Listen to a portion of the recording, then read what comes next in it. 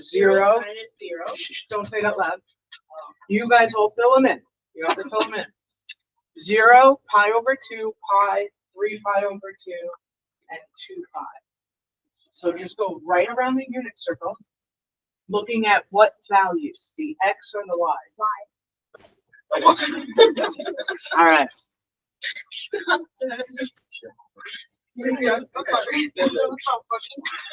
Remember, sine is the y value. So at 0, sine is what? 0. Yeah, but I put that on my test report. No. I think you got the wrong part. Like, It was pi over 2 pi, and then I put 0, and you're like, not 0. no, it was 0. It's not too high. But let's not talk about that right now because people are taking it. All right. So you at 0, sine is 0, right? Okay. Now go up to pi over 2. What's the sine value? 1. Then what happens once you hit 1? What does it go back down to? 0. Then where does it go? -1. Yeah. And then back to 0. Woo. All right. So where does sine start? 0. What's the highest value it reaches? 1. What's the lowest value it reaches? -1. -1. All right. So use one of your pretty colors that you picked up. Okay. All right. So we are going to graph this now. So you're going to go to 0, 0. We're going to put a dot. Let's see where. You guys can decide how you want to scale your y-axis. You can do like 2 boxes, 3 boxes. It's up to you. As long as you do have to label it. Okay, so I'm going to do 2 boxes is 1. 2 down, 2 boxes is -1. You have to be consistent. Okay. No. And sometimes like 2 is usually a pretty good number. If you only do 1, you have like a really small graph, you know, so you want to be able to see these graphs. When we go to pi over 2, where is sine going to go up to? 1. Okay. Then we come over to pi. Where is it going to go? 0. No. 0. No, Yeah. 0. 3 pi over 2, it's going to go to, and then back to 2 pi is 0. Now, when you draw this, please, this is a curve. So you need it to be curved. Okay, so there's sine curves. So everything should be rounded. Yeah, so that is one sine curve. We call this from 0, from here to 2 pi. This is 1 period. Yes. Oh my God, I remember. Yeah. So that is 1 length of a sine curve. Does sine go on forever? No. But yeah. It actually does. Yeah. Okay, because think about the unit circle, right? After you get to 2 pi, can we just keep going around the circle? Yeah. So since the Olympics are going on, right? I always like tying that in, especially like because it's only every 4 years, right? For the Winter Olympics. And when you think of, so I think of the snowboarders, when we're first inside sine, is the graph increasing first or decreasing? Increasing. So it would increase from 0 to where? Pi over 2. Okay, then at pi over 2, right, your graph starts to do what? Decrease. So pi over 2 to where? Pi over 2.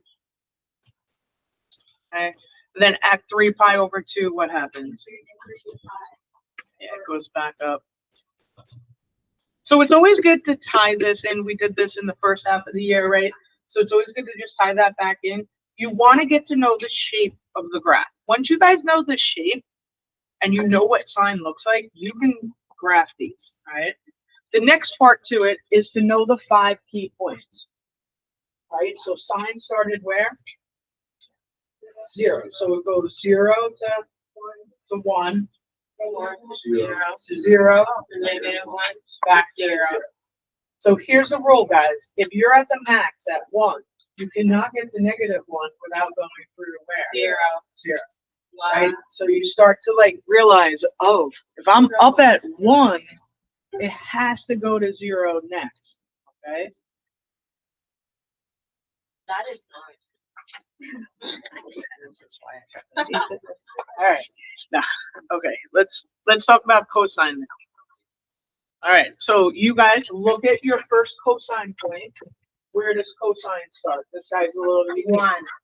Starts at 1, right? At 0, right? At 0, cosine was 1. And then, so now if I've hit the max, what do you think the next value has to be? 0. Has to be 0. Then it's Negative 1. not necessarily, but yeah, it's opposite of where And it then starts. back to Yeah. 0 and back to 1. Back to 0, and then back to 1. Yeah. So sine started at 0, but cosine starts at 1. So now, Should it go down? yeah. Right. So that's negative 1, 1. So you put a dot here, right, at 1, at 0, comma 1. Same color. I would switch colors. Okay. Have fun. It doesn't matter. Okay. At pi over 2, cosine is going to be 0.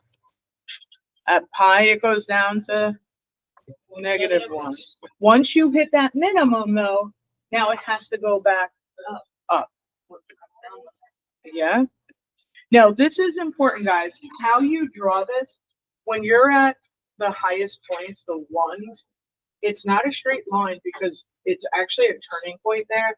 So, like, you want to, let me draw it first so you could see the shape of it. Yeah, it's like a parabola, but you have to round those ends. Just got to be careful. I will show you what this looks like continuing. Okay, I have like a little thing just so you can see. All right, so what happens with cosine first? Is it increasing or decreasing? So it decreases from 0 to where? All the way to pi, right? And then what happens at pi? Goes back pi to 2 pi. Yeah, they do have like different intervals of like increasing and decreasing.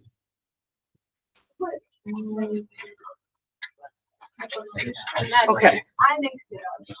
Yeah, I think you mixed it up. I have it right. I'm like, all right. So you got. All right, let's keep going. Tells us when we have one cycle. All right, so just grab that down. We'll keep it up. Make sure it's still recording. All right. This next part will help you with the graphing because obviously we're not using calculators, right? So this interval length is really, really important. So I want to show you guys something, right? So tell me again, where does sine start? 0. Okay. Then sine is going to go up to where? 1. 1. Come back to 0. go to Negative 1. 0. okay. So there's the general curve for it, right? Okay, so if you notice that it's like kind of broken up, right? So this first piece is 1 interval length, okay? Then I have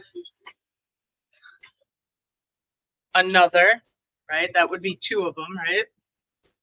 Then I go back and I have 3 and then 4. So from 0 Or to intervals is 1 cycle. 4 intervals, right? So if I want to figure out this interval length, right? And this is a full 2 pi, the normal one, right? Let's just draw what cosine looks like real quick too.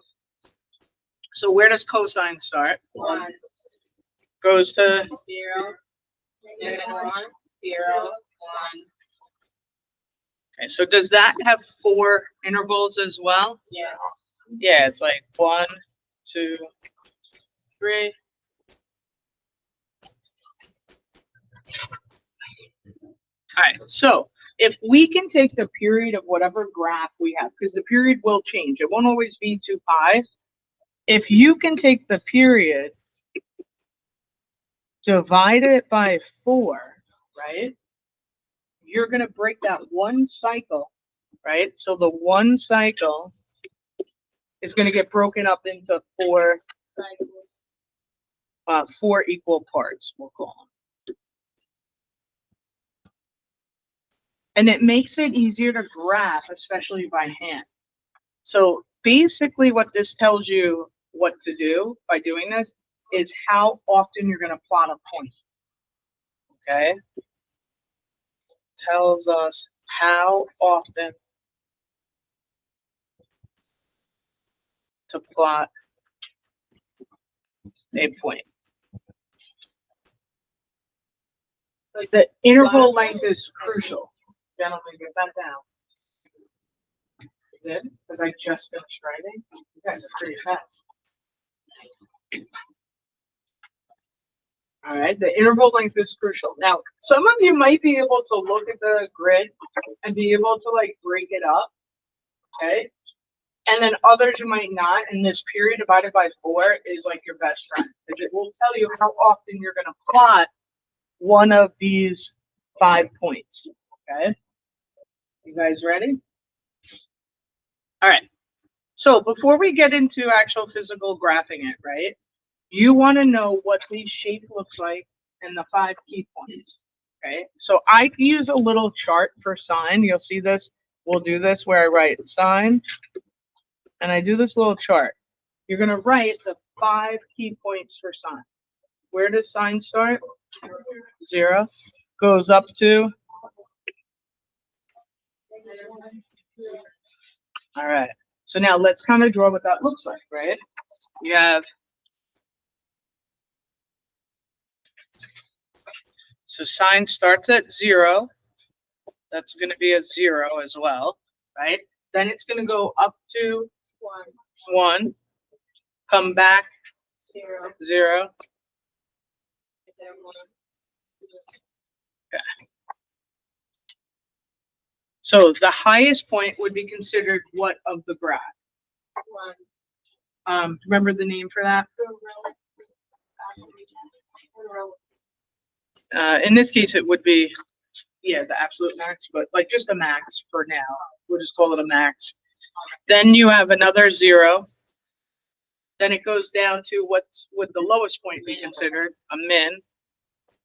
And then it goes back to 0. Right? So all sine curves will look like this. They will start at your 0, right? Until we start shifting them up and down, but we're not doing that yet. Okay? But it starts at 0, always goes up to its max, hits a 0, come back down to its min, and then back to a 0.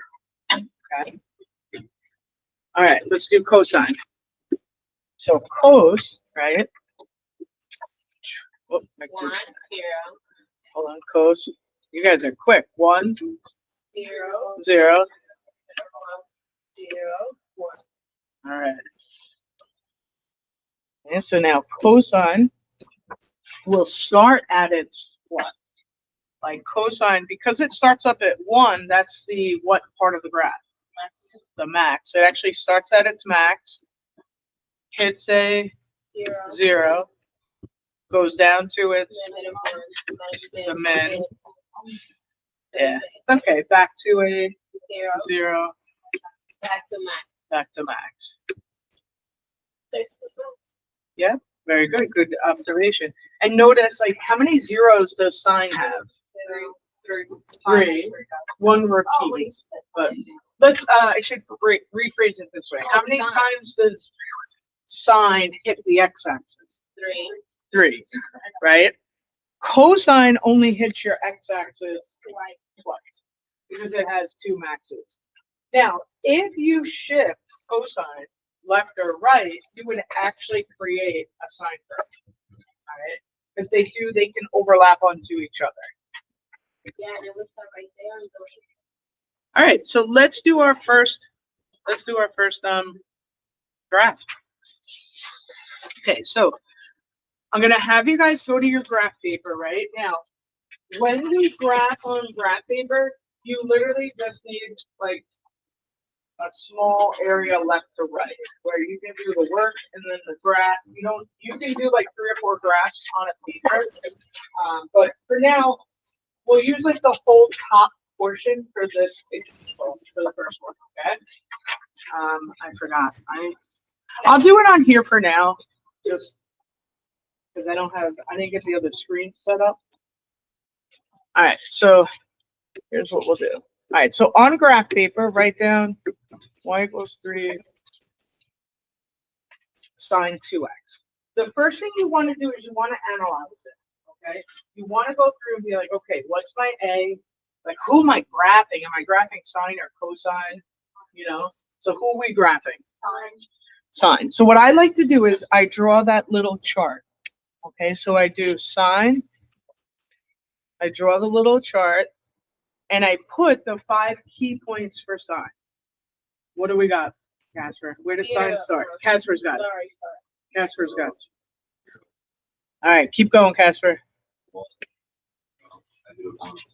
Beautiful, right?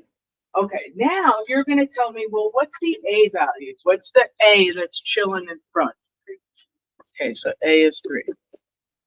All right, now, do you guys remember what amplitude does to a graph? It's like the height, so it kind of stretches it vertically, potentially. So we're going to multiply. So you're going to multiply.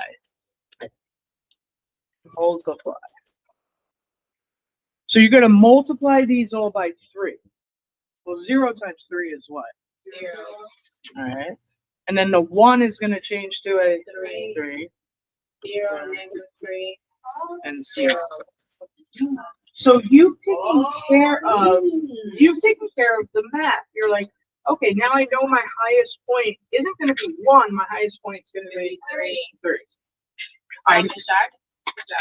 All right, now let's take care of that B value. This is where it gets a little tricky. Let's look at the B. What's the B? 2. So you want to figure out the period length. Okay, so we want to do period is 2 pi divided by my B. So jot that down. I always like to rewrite the formula because in the beginning, you want to try to practice writing it. You want to make sure you memorize it. Okay, so 2 pi divided by 2, and that's going to be what? Pi. Wow. Okay, so now, what does this tell you guys? If the period is pi, what does that mean? That's what the cycle is.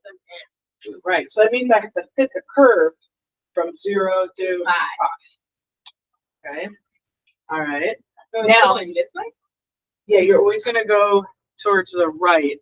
Let me pull up. This way. Adios, mío. Guys on the